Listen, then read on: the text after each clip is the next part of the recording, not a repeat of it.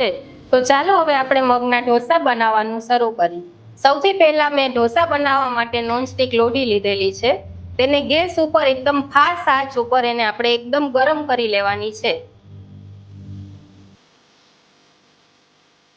લોઢી એકદમ ગરમ થાય એટલે એના ઉપર આપણે ઠંડુ પાણી રેડી અને એના ઉપર કપડું મારી દેવાનું છે.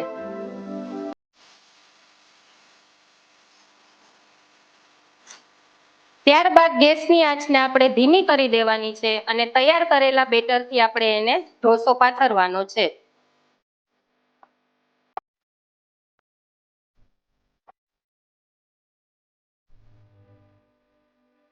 આ રીતે આપણે ઢોસો પાથરી એના ઉપર 1 ચમચી બટર લેશું. ત્યારબાદ આપણા જે વેજીટેબલ રેડી કરેલા હતા એમાંથી હું સૌથી પહેલા ટમેટા, ડુંગળી,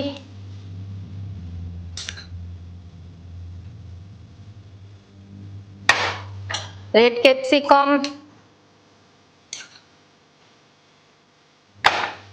ગ્રીન કેપ્સિકમ,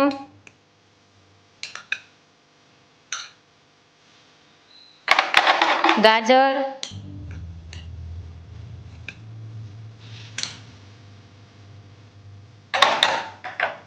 ખમણેલું પનીર,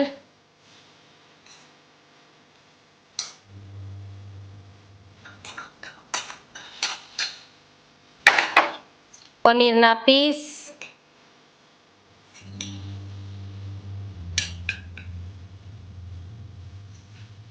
તૈયાર કરેલા બધા વેજીટેબલ નાખી દીધા બાદ તેના ઉપર આપણે શેઝવાન ચટણી,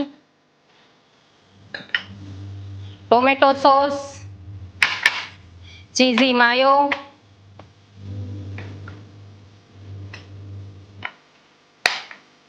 પાઉંભાજી મસાલો, સ્વાદ પ્રમાણે મીઠું, લાલ મરચું, ઝીણા મરચાંની કટિંગ,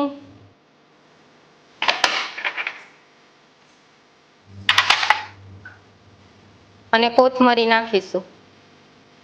ત્યારબાદ આપણે તૈયાર કરેલો મસાલા ઢોસાનો બટેટાનો મસાલો આપણે એડ કરીશું.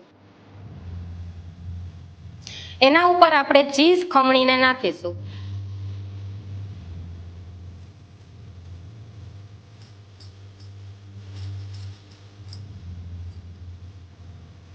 હવે આ મિશ્રણને આપણે તાવેથાની મદદથી મિક્સ કરી લેવાનું છે.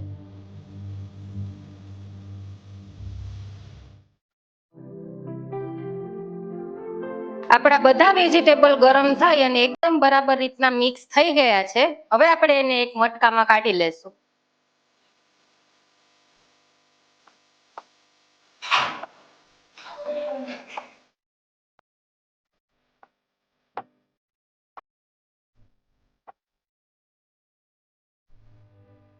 તૈયાર કરેલા ઢોસાના મસાલાને આપણે મટકામાં કાઢ્યા બાદ હવે આપણે ઢોસાને વચમાંથી કટ લગાવીશું.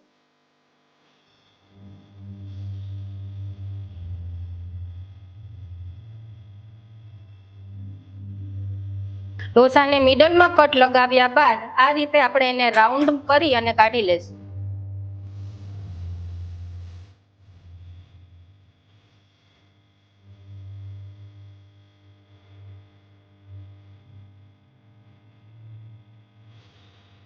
વચ્ચેથી કટ કરેલા ઢોસાને આપણે ગોળ ફેરવીને જે રીતે તૈયાર કર્યો છે એને હવે આપણે મટકા ઉપર લઈ લેશું.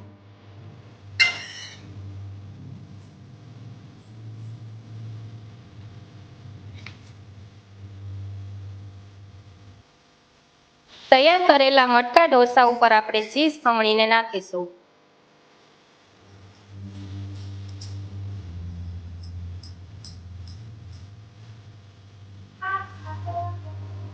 ત્યારબાદ તેના ઉપર આપણે ડુંગળી અને કોથમરીથી ગાર્નિશ કરીશું.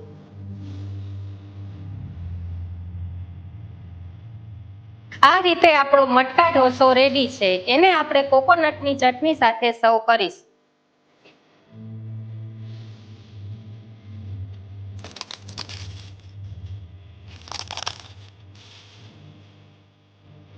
તૈયાર કરેલા મટકા ઢોસાને આપણે સર્વ કરવા માટે એક પ્લેટમાં કાઢી લેશું અને મટકાની અંદર રહેલા મસાલાને પણ આપણે એક પ્લેટમાં કાઢી લેશું.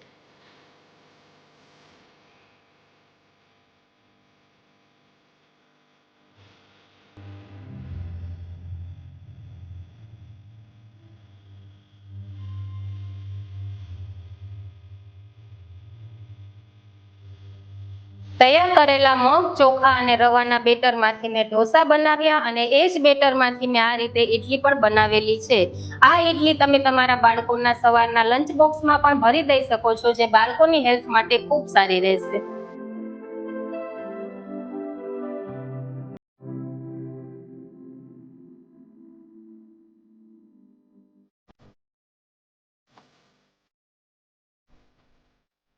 તો મિત્રો, તમને મારી આજની આ પ્રોટીન અને વિટામિનથી ભરપૂર એવા આ મગના ઢોસાની રેસીપી કેવી લાગી? જો તમને મારી આજની રેસીપી સારી લાગી હોય તો એકવાર જરૂરથી ઘરે આ ઢોસા બનાવજો અને તમારા રિવ્યૂ કોમેન્ટ સેક્શનમાં જણાવજો. અને મારા વિડીયોને લાઈક અને સબસ્ક્રાઇબ કરવાનું ભૂલતા નહીં. જય જિનેન્દ્ર, જય શ્રી કૃષ્ણ. ફરી મળીશું આપણે આવતા વિડીયોમાં.